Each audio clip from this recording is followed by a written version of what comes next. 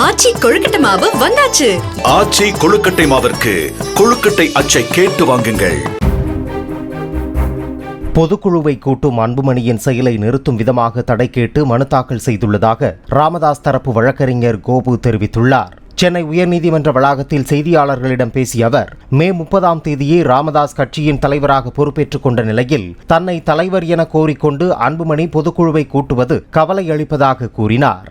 மருத்துவர் அன்புமணி அவர்கள் பதவியேற்றது 28/5/2022. அதிலிருந்து 3 ஆண்டு காலம்தான் எந்த ஒரு பொறுப்பாளருக்கும் பதவி.